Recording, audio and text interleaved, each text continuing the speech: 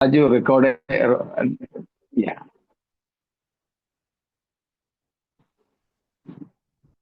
നിത്യനായ ദൈവത്തെ ഞാൻ വീണ്ടും സ്തുതിക്കുന്നു. നമ്മുടെ കർത്താവും രക്ഷിതാവുമായ യേശുക്രിസ്തുവിന്റെ നാമത്തിലുള്ള സ്നേഹ അഭിവാദനങ്ങളെ ഒരിക്കൽ കൂടെ ഏവർക്കും ആദരവോടെ അറിയിക്കുകയും ചെയ്യുന്നു.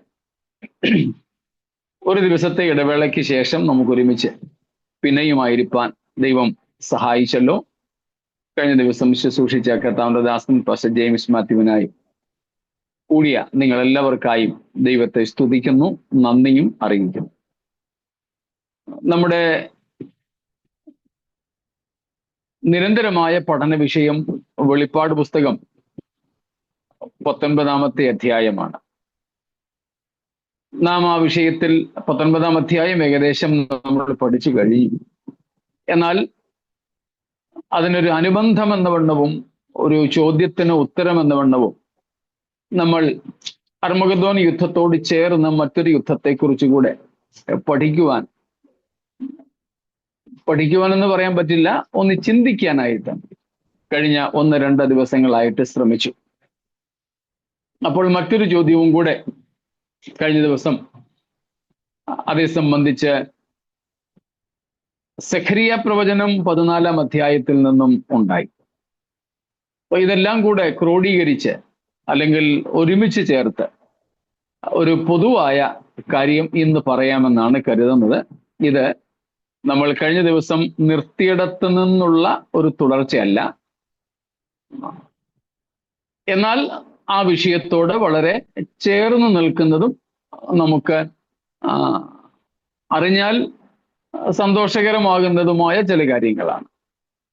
അതുകൊണ്ട് നമ്മുടെ വിഷയത്തിന്റെ കൃത്യമായ തുടർച്ചയല്ല, എന്നാൽ നമ്മുടെ വിഷയത്തിൽ നിന്ന് അന്യപ്പെട്ടതുമല്ല എന്ന് തുടക്കത്തിൽ തന്നെ ഓർമ്മിപ്പിക്കുന്നു. ശബ്ദം ഒക്കെ വ്യക്തമാണോ?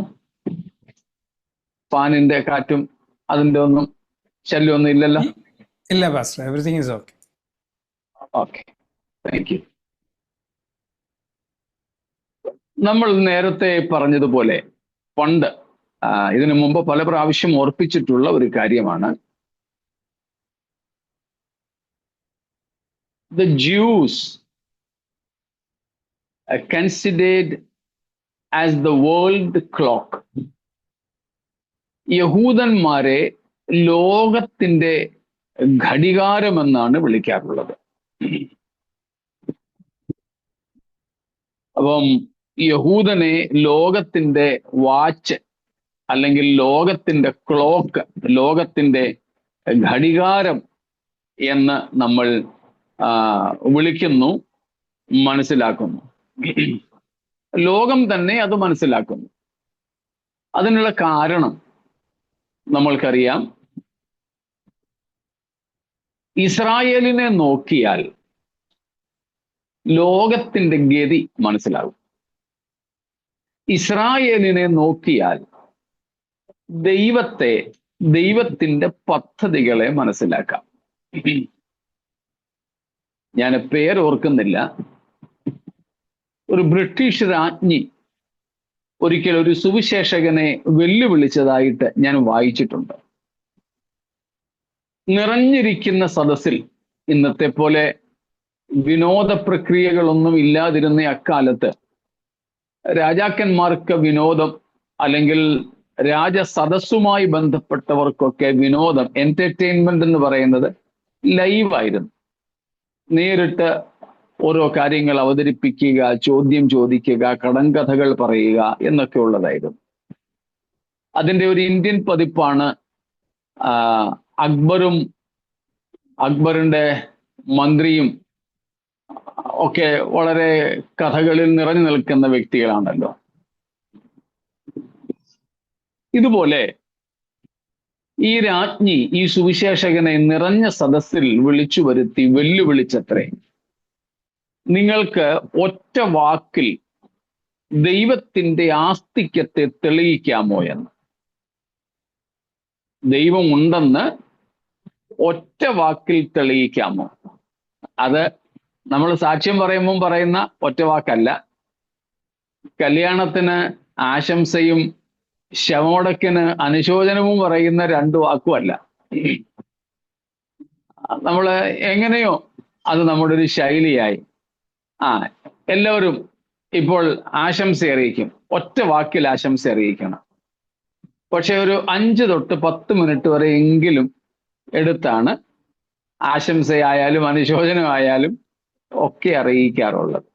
സാക്ഷി പറയുമ്പോഴും നമ്മൾ പറയും, ഞങ്ങൾ ഉപദേശിമാർ പറയും, ഇന്ന് ഗസ്റ്റ് പാസ്റ്റേഴ്സ് ഉള്ളത് കൊണ്ട്, അല്ലെങ്കിൽ ഇന്ന് തിരുവത്താഴം ഉള്ളത് കൊണ്ട് വായിച്ച സങ്കീർത്തനത്തിൽ നിന്ന് ഞാൻ ഒന്നും പറയാനായിട്ട് ആഗ്രഹിക്കുന്നില്ല.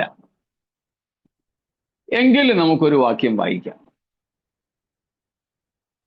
എന്നും പ്രസംഗിക്കുന്നതിനേക്കാൾ കൂടുതൽ സങ്കീർത്തനത്തിൽ നിന്ന് അന്ന് അദ്ദേഹം പ്രബോധിപ്പിക്കും. ഇതുപോലെയല്ല ഈ രാജ്ഞി ചോദിച്ചത്. ഒറ്റ വാക്കെന്ന് പറഞ്ഞാൽ ഓൺലി വൺ വേർഡ്, ഒരൊറ്റ വാചകം പോലുമില്ല, ഒറ്റ വാക്ക്. ശ്വാസം അടക്കിപ്പിടിച്ചിരുന്ന സദസ്സിന്റെ മുമ്പിൽ ഈ സുവിശേഷകൻ സധൈര്യവും സാഹൂതവും വെല്ലുവിളി ഏറ്റെടുത്തു. താൻ വെല്ലുവിളി ഏറ്റെടുത്തപ്പോൾ വീണ്ടും ആൾക്കാർക്ക് ജിജ്ഞാസ. എന്തേ ഒറ്റ വാക്കിൽ ദൈവത്തിന്റെ ആസ്തിക്യത്തെ തെളിയിക്കുകയോ? അദ്ദേഹത്തിന് സമയം ലഭിച്ചു. അദ്ദേഹം സദസ്സിൽ എഴുന്നേറ്റ് നിന്ന് ഒറ്റ വാക്ക്, ജ്യൂ, യഹൂദൻ, ഒറ്റ വാക്ക്, മുമ്പും പുറകും ഒരു വാചക ഘടനയും ഒന്നുമില്ല. അദ്ദേഹം ഇരുന്നു. പക്ഷെ രാജ്ഞിക്കൊന്നും പിടികിട്ടിയില്ല, കൂടിയിരുന്നവർക്കും. അതുകൊണ്ട് രാജ്ഞി തന്നെ വിശദീകരിക്കാൻ പറഞ്ഞു. പിന്നെന്തോ വേണം? അദ്ദേഹം വിശദീകരിച്ചു. രത്നച്ചുരുക്ക് ഇത്രയേ ഉള്ളൂ, ദൈവമുണ്ടെന്ന് വിശേഷിച്ച് വേദപുസ്തകം പരിചയപ്പെടുത്തുന്ന ദൈവമുണ്ട് എന്ന് തെളിയിക്കുവാൻ വേറെ ഒന്നും വേണ്ട, ആരും വേണ്ട. ആരെ മാത്രം നോക്കിയാൽ മതി? യഹൂദനെ മാത്രം നോക്കിയാൽ മതി. യഹൂദന്റെ ചരിത്രവും വേദപുസ്തക പ്രവചനങ്ങളും കൂടെ എടുത്തു വച്ചാൽ കൃത്യം ഇതിലേതാ ആദ്യം ഉണ്ടായതെന്ന് സംശയിച്ചു പോകും. ചരിത്രമാണോ ആദ്യം ഉണ്ടായത്, അതോ പ്രവചനമാണോ ആദ്യം ഉണ്ടായതെന്ന് സംശയിച്ചു പോകുമാറ് അത്രയ്ക്കും അച്ചട്ടായി കൃത്യമായിട്ടാണ് ഇവ രണ്ടും പോകുന്നത്. അതുകൊണ്ട് തന്നെയാണ് ഞാൻ ആദ്യം ഓർപ്പിച്ചത്, യഹൂദൻ ലോകത്തിന്റെ വാൾ ക്ലോക്കാണ്, ഘടികാരമാണ്. ദൈവത്തിന്റെ പദ്ധതികൾ ദൈവത്തിന്റെ തിരഞ്ഞെടുക്കപ്പെട്ട മനുഷ്യരിലൂടെ ദൈവം നിവർത്തിക്കുന്നു, പൂർത്തീകരിക്കുന്നു എന്ന് നമുക്ക് മനസ്സിലാക്കാം. സ്തോത്രം. അപ്പം ദൈവീയ പദ്ധതികളിൽ ഏറ്റവും പ്രധാനപ്പെട്ട താക്കോൽ ഭാഗത്ത് നിൽക്കുന്ന സമൂഹമാണ് യഹൂദൻ എന്നുള്ളത്. ദൈവത്തിന്റെ ലോകത്തോടുള്ള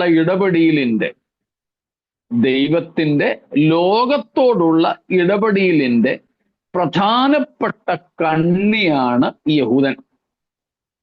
യഹൂദന്റെ തെരഞ്ഞെടുപ്പ്, യഹൂദന്റെ പരിപാലനം, യഹൂദന്റെ സംരക്ഷണം, വളർച്ച എന്നിങ്ങനെ കാര്യങ്ങളെല്ലാം തന്നെ അവർ ദൈവിക പദ്ധതിയിലെ പ്രധാനപ്പെട്ട കണ്ണികളാണ് എന്നതിന് തെളിവാണ്. ഇനി യഹൂദന്റെ ജീവിതത്തിലെ ഏറ്റവും പ്രധാനപ്പെട്ട ഘടകം എന്താണ്?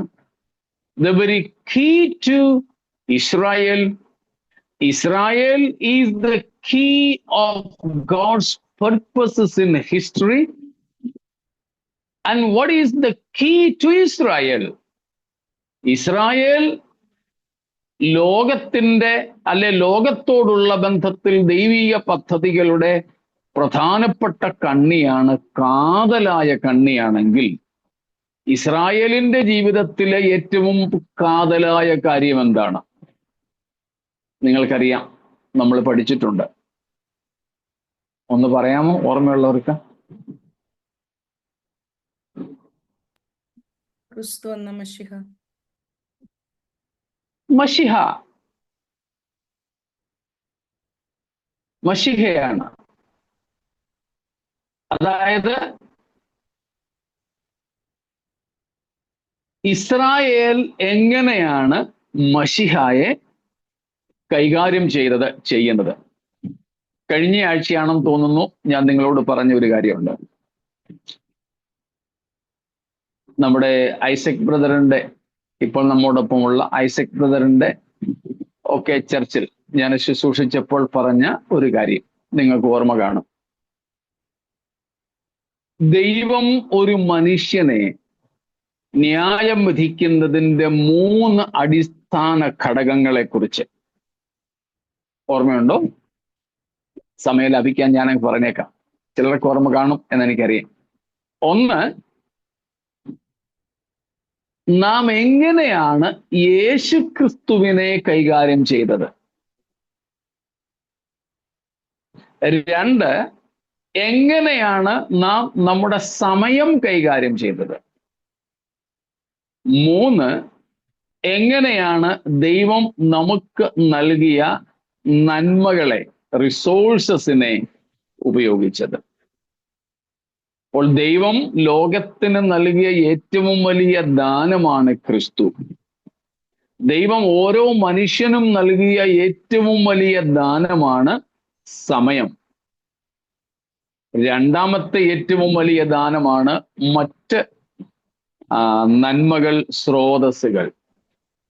ഇത് 3ഉം നാം എങ്ങനെ കൈകാര്യം ചെയ്തു എന്നുള്ളതിന് തന്നവന് കണക്ക് കൊടുക്കേണ്ട കടമ ഓരോ മനുഷ്യനും ഉണ്ട്, സകല മനുഷ്യർക്കും ഉണ്ട്. വിശേഷിച്ച് ഇസ്രായേലുമായി ബന്ധത്തിൽ മറ്റുള്ളവരെക്കാൾ കൂടുതൽ അവർക്ക് വ്യക്തിപരമായി കണക്ക് കൊടുത്താൽ മാത്രം പോരാ, അവർക്ക് സാമൂഹികമായും ജാതീയമായും രാഷ്ട്രീയമായും കൂടെ കണക്ക് കൊടുക്കേണ്ടതുണ്ട്.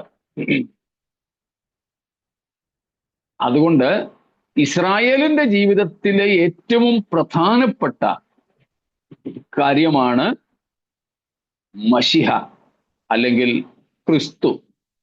ക്രിസ്തുവിനെ എങ്ങനെ അവർ കൈകാര്യം ചെയ്തു. അതുകൊണ്ടാണ്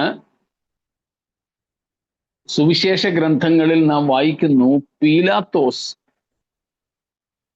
ഏറ്റവും ഒടുവിൽ യേശുവിനെ എങ്ങനെയും രക്ഷിക്കണമെന്ന് ആഗ്രഹിച്ച് ക്രൂശിൽ കയറാതെ യേശുവിനെ വിടുവിക്കണമെന്ന് ആത്മാർത്ഥമായി ആഗ്രഹിച്ചുകൊണ്ട് ഇസ്രായേൽ മത നേതാക്കന്മാരോട് ചോദിച്ചു, ഉത്സവം തോറും ഞാൻ ഒരു കുറ്റവാളിയെ മോചിപ്പിക്കുക പതിവായിരുന്നല്ലോ, ഈ പ്രാവശ്യം എന്നാൽ ആ പതിവ് വെച്ച് ഈ നിങ്ങൾ പിടിച്ചോണ്ട് വന്ന ഈ യേശുവിനെ അങ്ങ് വിട്ടയച്ചേക്കട്ടെ. അവര് പറഞ്ഞു വേണ്ട, ഒട്ടും പ്രതീക്ഷിച്ചില്ല, പിന്നെ ഞങ്ങൾക്ക് ബറബ്ബാസിനെ മതി. ബറബ്ബാസിനെ കുറിച്ച് കൊലപാതകനെന്നും അക്രമിയെന്നും ഒക്കെ വിളിക്കപ്പെടുന്നുണ്ട്, അന്ന് പറയപ്പെടുന്നുണ്ട്. എന്നാൽ റോമൻ ഭരണകൂടത്തെ അട്ടിമറിച്ച് ഇസ്രായേലിയ ഭരണകൂടം സ്ഥാപിക്കാൻ ശ്രമിച്ച രാജ്യദ്രോഹ കുറ്റത്തിന് ശിക്ഷിക്കപ്പെട്ടിരുന്നയാളാണ് ഈ ബറബ്ബാസ് എന്ന ഒരു ശ്രുതിയുണ്ട് ക്രൈസ്തവ ലോകത്ത്. അതങ്ങനെയാകട്ടെ, ഒട്ടും പ്രതീക്ഷിക്കാത്ത ഒരു ഡിമാൻഡ്, ഒരാവശ്യമാണ് ഇസ്രായേൽ ജനം പീലാത്തോസിന്റെ മുമ്പിൽ വെച്ചത്. ഞങ്ങൾക്ക് ബറബ്ബാസിനെ ഈ വർഷം മോചിപ്പിച്ച് തന്നാൽ മതി. അപ്പോൾ പീലാത്തോസ് ചോദിക്കുന്നുണ്ട്, എന്നാൽ ക്രിസ്തു എന്ന് നിങ്ങൾ പറയുന്ന ഈ യേശുവിനെ ഞാൻ എന്ത് ചെയ്യണം? What shall I do with this Jesus called Christ? വളരെ പ്രധാനപ്പെട്ട ചോദ്യ. ക്രിസ്തുവിനെ ഞാൻ എന്ത് ചെയ്യണം? അതാണ് നാം ഓരോരുത്തരുടെയും നിത്യതയെ തീരുമാനിക്കുന്ന ഘടകം. എങ്ങനെ നാം ക്രിസ്തുവിനെ കൈകാര്യം ചെയ്യുന്നുവോ അതിനനുസൃതമായിട്ടാണ് ഓരോരുത്തരുടെയും നിത്യത തീരുമാനിക്കപ്പെടുന്നത്. അപ്പോൾ ഇസ്രായേലിന്റെ ജീവിതത്തിലെ ഏറ്റവും നിർണായകമായ ഘടകമായിരുന്നു അവർ യേശുവിനെ കൈകാര്യം ചെയ്തത്. അതേപ്പറ്റി നമുക്കറിയാം. അവർ യേശുവിനെ ക്രൂശിച്ചു കൊന്നു, അല്ലെങ്കിൽ റോമക്കാരുടെ കയ്യിൽ ഏൽപ്പിച്ച് അവനെ ക്രൂശിൽ തറപ്പിച്ചു കൊന്നു. അവർ തറച്ചു കൊന്നെന്ന് പറയാൻ പറ്റില്ല, യേശുവിനെ ക്രൂശിൽ തറപ്പിച്ചു കൊന്നു.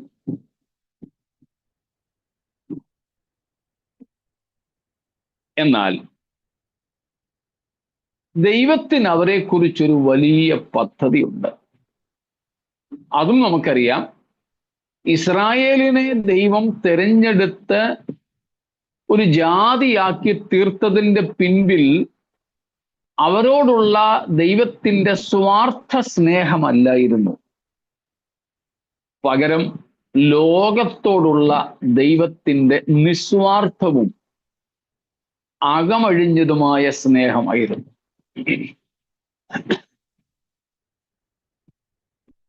നമുക്കറിയാമല്ലോ, ഇസ്രായേലിന് ദൈവം കൊടുത്ത ഏറ്റവും വലിയ വാഗ്ദത്തം,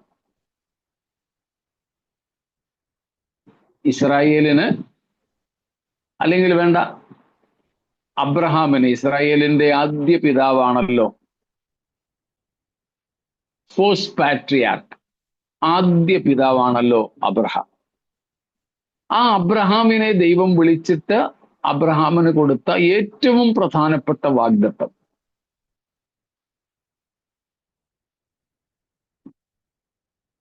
തെറ്റിയാലും കുഴപ്പമില്ല, പറയാം.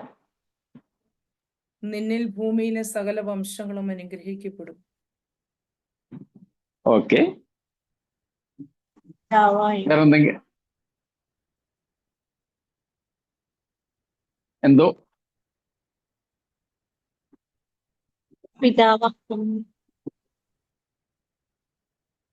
പിതാവായി.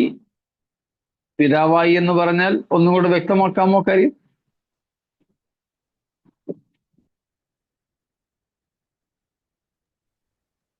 മശിഹയല്ലേ വാഗ്ദത്തം ചെയ്തത്? അതെ, സന്തതിയുടെ വാഗ്ദത്തം. ബഹുജാതികൾക്ക് പിതാവാകും. ബഹുജാതികൾക്ക് പിതാവാകും. അതിനേക്കാൾ വലിയ അനുഗ്രഹമാണ് വാഗ്ദത്തം ചെയ്തത്, സന്തതിയുടെ വാഗ്ദത്തം. ഒന്നിലധികം വാഗ്ദത്തങ്ങളുണ്ട്. ദേശം, സന്തതി, നീ ഒരു അനുഗ്രഹമാകും, ഞാൻ നിന്നെ അനുഗ്രഹിക്കും, നിന്നിൽ സകല ജാതികളും അനുഗ്രഹിക്കപ്പെടും, നീ ബഹുജാതികൾക്ക് പിതാവാകും. ഇതെല്ലാം അനുഗ്രഹം തന്നെയാണ്, വാഗ്ദത്തങ്ങൾ തന്നെയാണ്.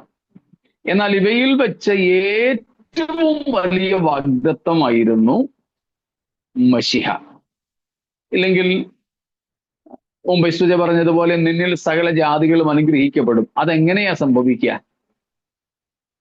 അബ്രഹാമിന്റെ സന്തതിയിലൂടെ, അബ്രഹാമിന്റെ സന്തതിയിലൂടെയാണ് അത് സംഭവിക്കുക. ആ സന്തതി ആരെക്കുറിച്ചായിരുന്നു? ക്രിസ്തുവിനെ കുറിച്ച്. യേശുക്രിസ്തുവിനെ, മശിഹ. ഇസഹാക്ക് പോലും അല്ല, ഇസ്മായേൽ അല്ല, ഇസഹാക്ക് അല്ല, മശിഹ, ക്രിസ്തു, യേശു. പക്ഷേ ആ മശിഹായെ ഇവർ തിരസ്കരിച്ചപ്പോൾ ദൈവവും ഇവരെ എന്ത് ചെയ്തു? തിരസ്കരിച്ചു. അതിന്റെ മുഴുവൻ ചരിത്രങ്ങളിലേക്കും പോകാതെ കഴിഞ്ഞ ദിവസം നമ്മുടെ ജോയ് കുട്ടിച്ചാൻ ചോദിച്ച ആ അധ്യായത്തിലേക്ക് തന്നെ നമുക്കൊന്ന് കടന്നു പോകാം. സെഖരിയ പ്രവചനം 14-ാമത്തെ അധ്യായം. 14 പോകുന്നതിന് മുമ്പ് ഞാനൊരു കാര്യവും കൂടെ വ്യക്തമാക്കുന്നു. ദൈവം ഇസ്രായേലിനെ തെരഞ്ഞെടുത്തത് അവർക്ക് വേണ്ടി മാത്രം സ്വാർത്ഥ ലക്ഷ്യത്തോടെ ആയിരുന്നില്ല. മുഴു ലോകത്തിനും വേണ്ടിയാണ് ദൈവം ഇസ്രായേലിനെ തിരഞ്ഞെടുത്തത്. മുഴു ലോകത്തിനും വേണ്ടിയാണ്.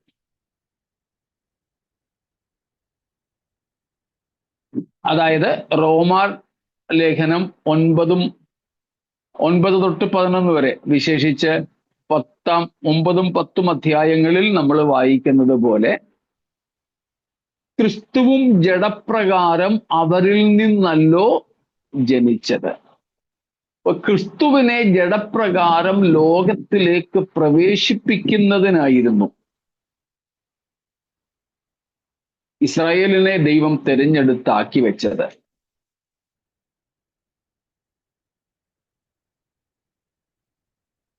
എന്നിട്ട്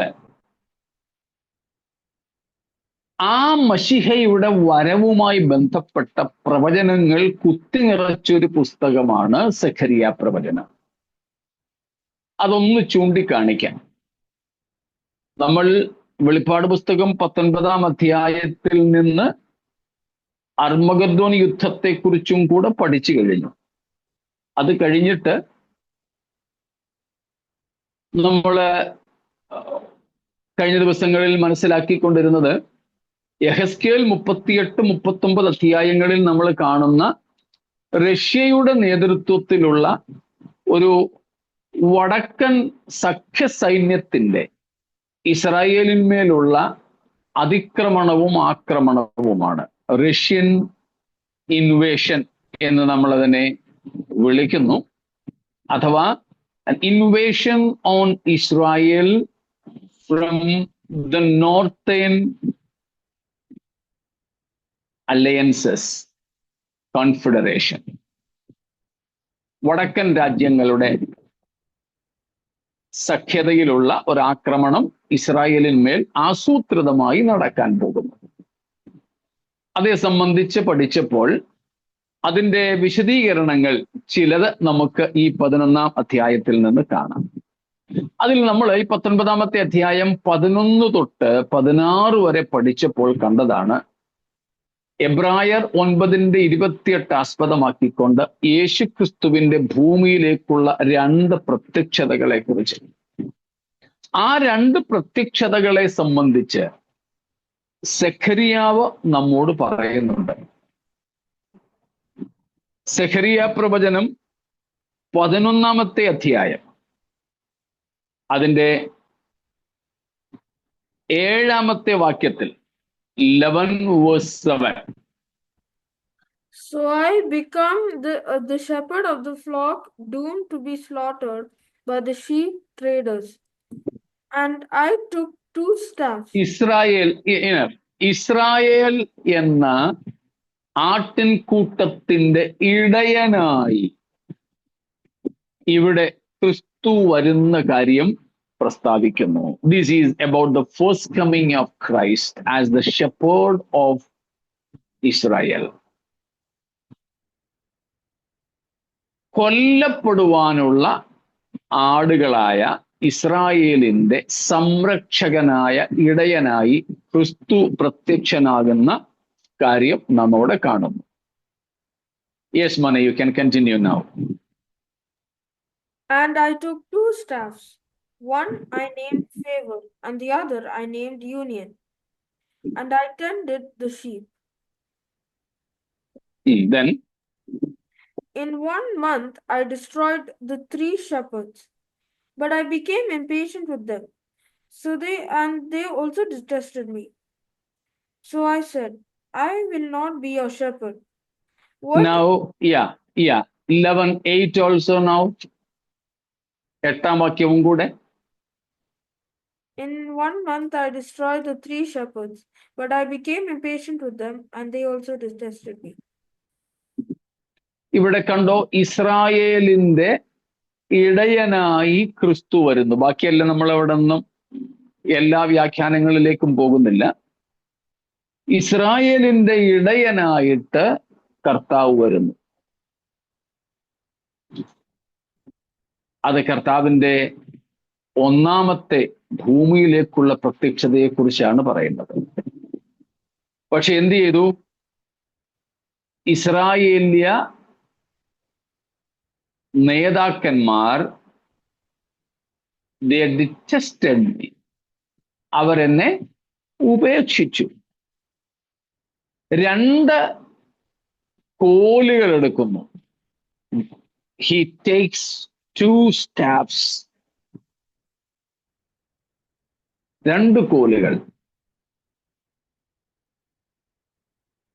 ഇവിടെ യേശു എന്ന ഇടയനെ ഇസ്രായേൽ എന്ത് ചെയ്തു? റിജക്റ്റ് ചെയ്തു, നിഷേധിച്ചു, ഉപേക്ഷിച്ചു. 11:10 കൂടെ 11:10. And I took my staff favor and I broke it, annulling the covenant that I had made with all the peoples. അതുകൊണ്ട് ഇസ്രായേലുമായുള്ള ബന്ധം, ക്രിസ്തുവിനെ, മശിഹയെ അവർ നിഷേധിച്ചതിനാൽ ഈ കൊമ്പുകളെ, ഈ കോലുകളെ അവൻ ഒടിച്ചു കളയുകയാണ്. ദൈവവും അവരെ ഉപേക്ഷിക്കുന്നു, കർത്താവും അവരെ കൈവിടുന്നു. അപ്പോൾ തന്നെ നാം കാണുന്നുണ്ട് 9:9 9:9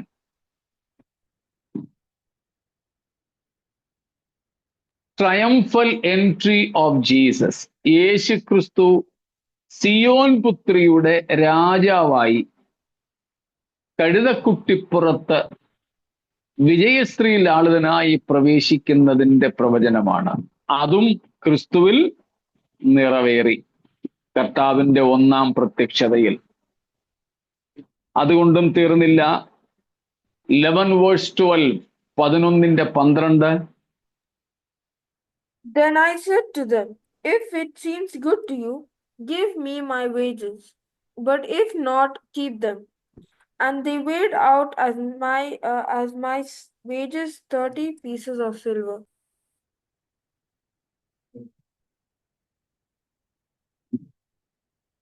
അവിടെ എന്താ നാം കാണുന്നത്? അടുത്ത വാക്യങ്ങളിലും ഉണ്ട്, സമയം ലാഭിക്കാൻ വേണ്ടി പറയാതെ വിടുന്നു. 30 വെള്ളിക്കാശിന് അവർ യേശുവിനെ വിറ്റുകളയുന്ന പ്രവചനവും നിറവേറിയോ? നിറവേറി. സ്തോത്രം. 30 വെള്ളിക്കാശിന് അവർ യേശുവിനെ വിറ്റുകളഞ്ഞു. അത് നാം കാണുന്നുണ്ടല്ലോ മത്തായിയുടെ സുവിശേഷം 26-ാം അധ്യായത്തിലും 27-ാം അധ്യായത്തിലും ഒക്കെ ആയിട്ട്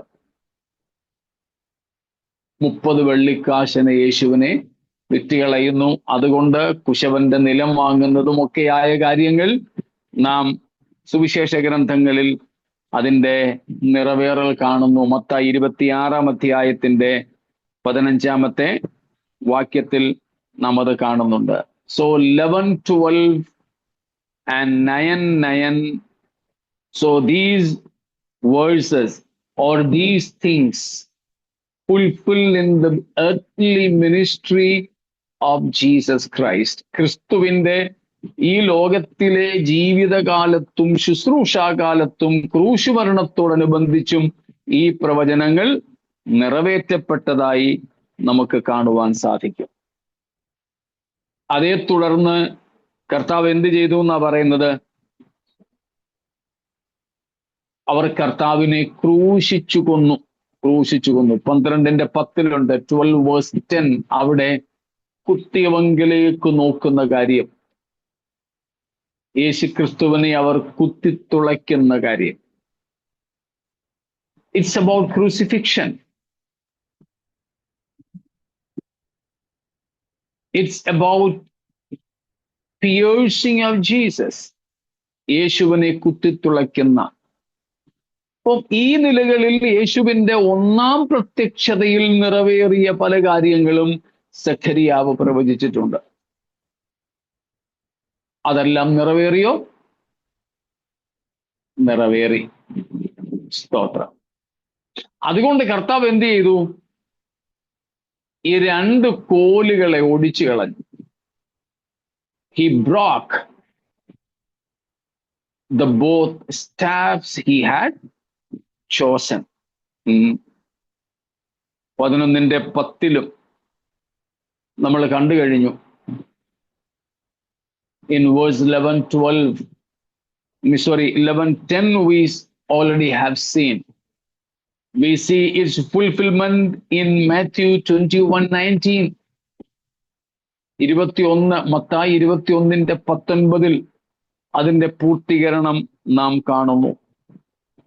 മത്തായി 21:42 തൊട്ട് 46 വരെ, 42 to 46 of chapter 21 of Matthew, and then chapter 23 verses from 37 to 39. 23-ാം അധ്യായം 27 തൊട്ട് 29 വരെ. ഈ വാക്യങ്ങളിലൊക്കെ നാം കാണുന്നു യേശുക്രിസ്തുവിന്റെ ജീവിതത്തിൽ നിറവേറിയതായ വസ്തുതകൾ. ഈ പ്രവചനങ്ങളൊക്കെ നിറവേറിയതായിട്ട് നാം അവിടെ കാണുകയാണ്. അത് നിമിത്തം കർത്താവ് എന്താ ചെയ്യുന്നത്? He breaks the staff. ഇസ്രായേലിനെ കർത്താവ് കൈവിടുന്നു. അതുപോലെ പിന്നീട് ഇങ്ങോട്ട് വരുമ്പോൾ AD 70 യെരുശലേം ദേവാലയവും യെരുശലേം തന്നെയും നശിപ്പിക്കപ്പെടും.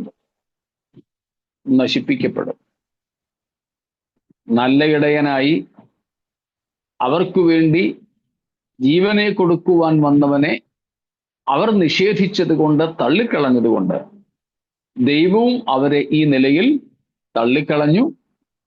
അതേ തുടർന്ന് നമുക്കറിയാം, അവർ ഭൂമിയുടെ 4 കാറ്റുകളിലേക്കും ചിതറിക്കപ്പെട്ടു.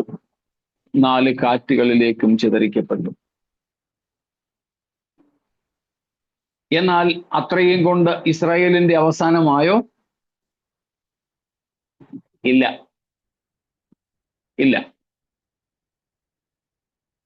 പൗലോസ് അപ്പോസ്തലൻ ചോദിക്കുന്ന ഒരു ചോദ്യം നമ്മൾ ഇതിനു മുമ്പും വായിച്ചിട്ടുണ്ട്. റോമർക്കുള്ള പൗലോസിന്റെ ലേഖനത്തിൽ 11-ാമത്തെ വാക്യം, 11:1. എന്നാൽ ദൈവം സ്വന്തം ജനത്തെ തള്ളിക്കളഞ്ഞുവോ എന്ന് ഞാൻ ചോദിക്കുന്നു. ഒരു നാളും ഇല്ല. ദൈവം അല്പസമയത്തേക്ക് അവരെ അങ്ങോട്ട് മാറ്റിവെച്ചു എന്നേ ഉള്ളൂ. അവരെ എന്നേക്കുമായിട്ട് തള്ളിക്കളഞ്ഞിട്ടില്ല, ഉപേക്ഷിച്ചിട്ടില്ല. പക്ഷേ എന്തുണ്ട്? ഇസ്രായേലിന്റെ ഈ പാപത്തിന് ഒരു പരിഹാരമുണ്ട്. ഇസ്രായേലിന്റെ ഈ പാപത്തിന് ഒരു പരിഹാരമുണ്ട്. അവരുടെ പാപത്തിന്റെ പരിഹാരം, അതിനുള്ള പ്രധാനപ്പെട്ട 2 സംഗതികളാണുള്ളത്. ഒന്ന്, അവരെ കോലിൻ കീഴെ കൂടെ കടത്തുക.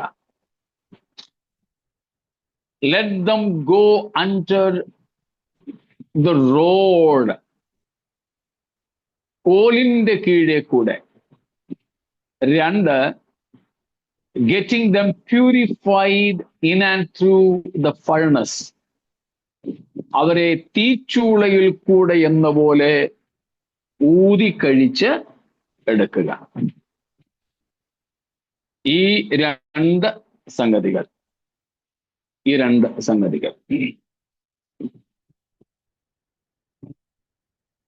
അതിന് ദൈവം ചെയ്ത ഒരു കാര്യമാണ് ചരിത്രത്തിൽ നമ്മൾ കണ്ടു കഴിഞ്ഞത്. AD 70 മുതൽ ഇപ്പോൾ വരെ എന്ന് വേണമെങ്കിൽ പറയാം. ഒന്നുമല്ലെങ്കിൽ 1948 വരെ, കുറഞ്ഞപക്ഷം AD 70 മുതൽ മെയ് 14, 1948 വരെ അവർ ഈ ഭൂമിയുടെ നാനാ കാറ്റുകളിലേക്ക് ചിതറിക്കപ്പെട്ടു.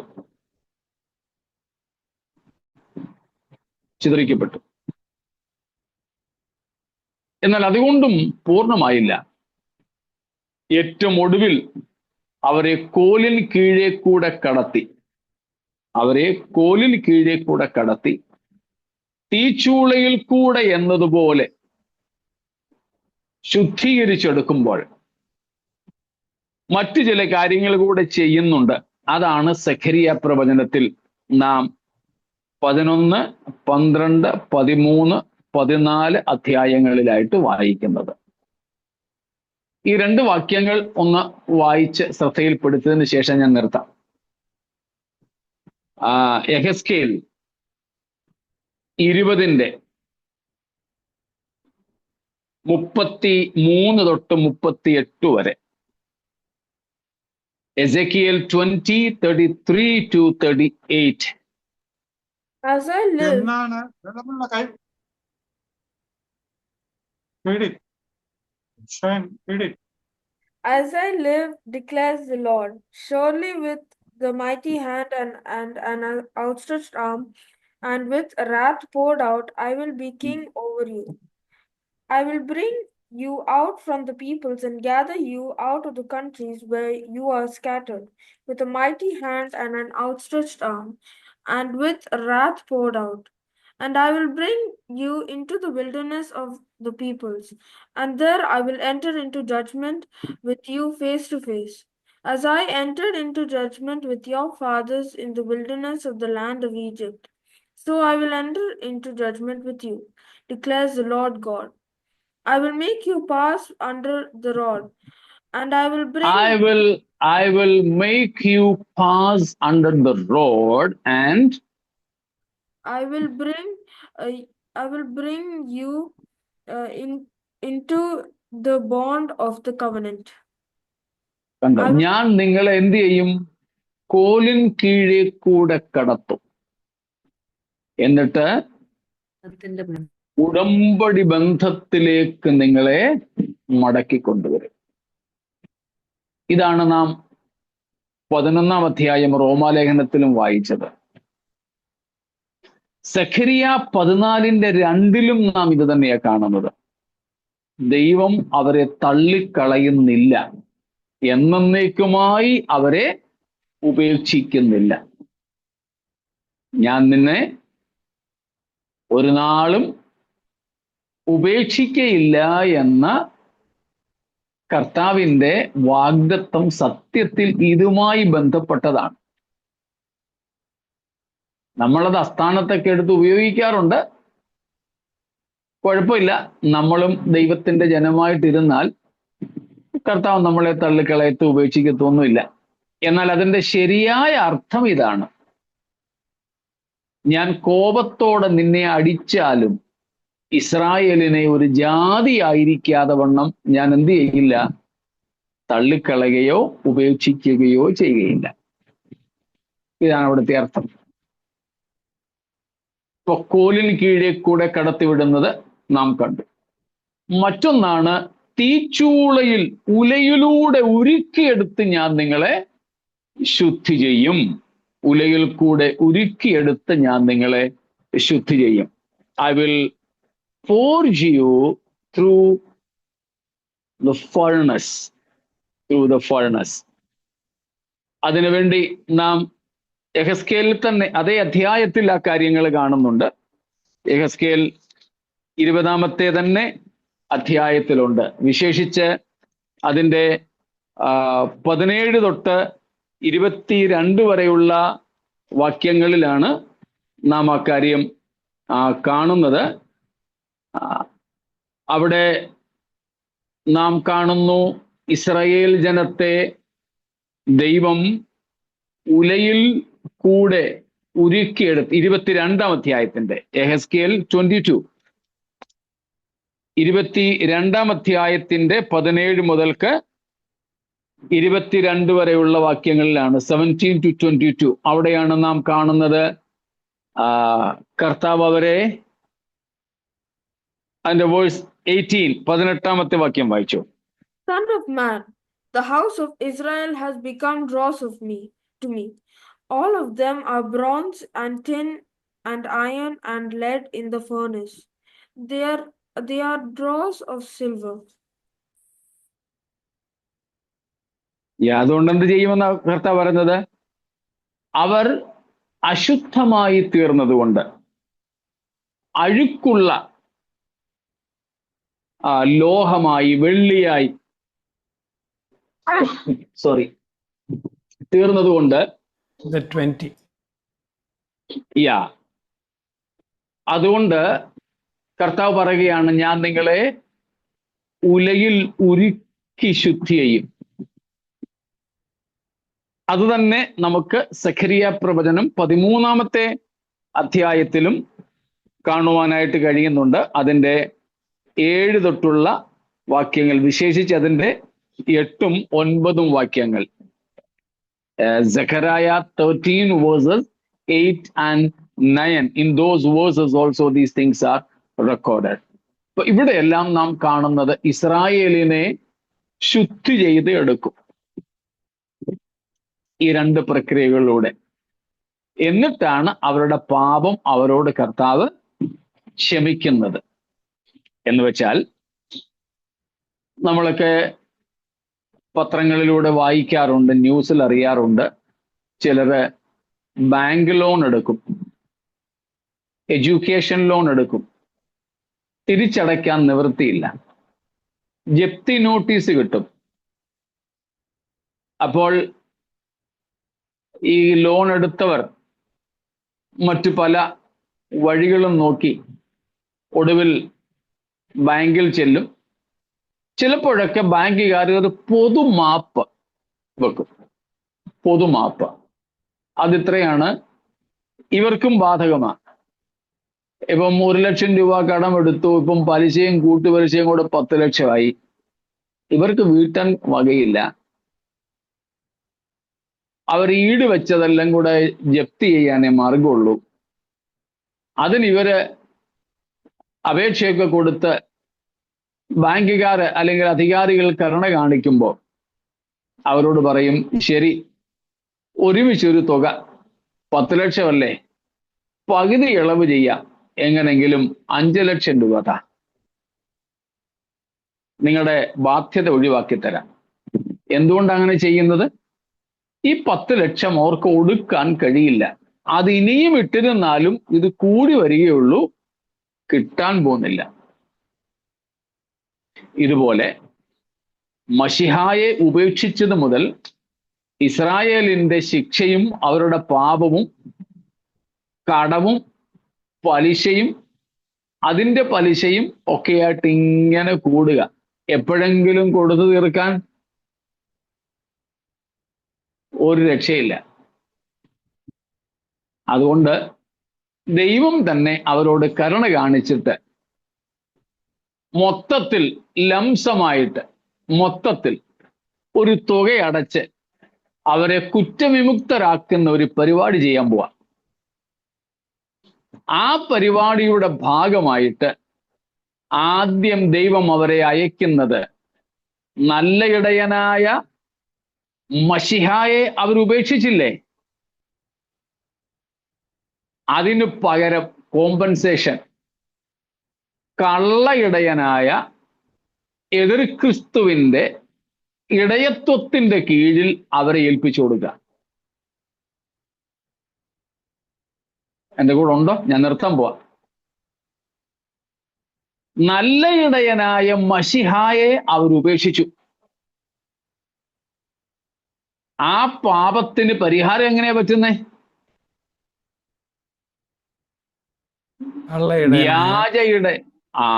വ്യാജ ഇടയനായ കള്ളക്രിസ്തുവിന്റെ നേതൃത്വത്തെ, കർത്തൃത്വത്തെ, ഇടയത്വത്തെ അംഗീകരിക്കുന്നതിനുള്ള വകുപ്പ് ദൈവം കൊടുക്കും. അത് ശിക്ഷാ നടപടിയാണ്. അപ്പോൾ തന്നെ ശിക്ഷണ നടപടി. It is both a punishment and a discipline. letting or passing Israel through the regime of the false, wicked shepherd, Antichrist. സെഖരിയ പ്രവചനം 11:16 വാക്യത്തിൽ, സെഖരായ 11:16, we see that നല്ല ഇടയനെ നിഷേധിച്ചവർക്ക് വ്യാജ ഇടയനെ ഏൽപ്പിച്ചു കൊടുക്കുന്നു. എടുത്തെങ്കിൽ സുജ വായിക്കാൻ ഒരുങ്ങിയാരെന്ന് തോന്നുന്നു. വായിച്ചോ. ഞാൻ ദേശത്തിൽ ഒരു ഇടയനെ എഴുന്നേൽപ്പിക്കും. അവൻ കാണാതെ പോയവയെ നോക്കുകയോ ചിതറിപ്പോയവയെ അന്വേഷിക്കുകയോ മുറിവേറ്റവയെ പൊറുപ്പിക്കുകയോ ദീനമില്ലാത്തവയെ പോറ്റുകയോ ചെയ്യാതെ തടിച്ചവയുടെ മാംസം തിന്നുകയും കുളമ്പുകളെ കീറിക്കളയുകയും ചെയ്യും. വ്യാജ ഇടയൻ. എന്നാൽ നല്ല ഇടയൻ വന്നപ്പോഴത്തെ നമുക്കറിയാം, കാണാതെ പോയതിനെ തിരഞ്ഞു രക്ഷിപ്പാൻ വന്നവൻ, നല്ല ഇടയനായി കാണാതെ പോയവയ്ക്കായിട്ട് തൻ്റെ ജീവനെ നൽകുന്നവൻ. പക്ഷേ അവനെ ഇവർക്ക് വേണ്ടായിരുന്നു. അതുകൊണ്ടിപ്പം ഇവരെ തല്ലിക്കീറി തിന്നുന്ന വ്യാജ ഇടയനെ, കൗലേടയനെ ദൈവം അവർക്ക് നൽകുകയാ. ഈ കൗലേടയൻ ആത്യന്തികമായിട്ട് ആരാ? എതിർ ക്രിസ്തു, Antichrist. ഈ ആന്റിക്രൈസ്റ്റ്. സ്തോത്രം. അതേ തുടർന്നുള്ള ചില കാര്യങ്ങളുണ്ട്. അത് നമുക്ക് കർത്താവിന്റെ വരവ് താമസിച്ചാൽ നാളെ ചിന്തിക്കാം എന്ന് കരുതുന്നു. പ്രിയരെ, നാം ആരും ഈ നല്ല ഇടയനെ തള്ളിക്കളയുന്നവരായി തീരരുത്. നമുക്കൊന്നും യാതൊരു യോഗ്യതയും ഇല്ലാതിരുന്നിട്ടും നമ്മെ തേടി വന്ന, നമ്മെ അന്വേഷിച്ചു വന്ന, നമ്മിൽ നിന്നും ഒന്നും എടുക്കാനല്ല, തന്നെ നമുക്കെല്ലാവർക്കും വേണ്ടി ഏൽപ്പിച്ചു തന്ന ഈ നല്ല ഇടയനെ അക്ഷയമായി സ്നേഹിച്ചും അനുസരിച്ചു ആ കർത്താവിനോട് കൂടെയുള്ള നിത്യതയ്ക്ക് വേണ്ടി ഒരുങ്ങിയും നമുക്ക് മുൻപോട്ട് ജീവിക്കുവാൻ ദൈവം കൃപ തരുമാറാകട്ടെ. ആയതിനായി നമുക്ക് നമ്മെ തന്നെ സമർപ്പിക്കാം. ഈ വചനങ്ങളാൽ ദൈവം നമ്മെ അനുഗ്രഹിക്കുമാറാകട്ടെ. സ്തോത്രം.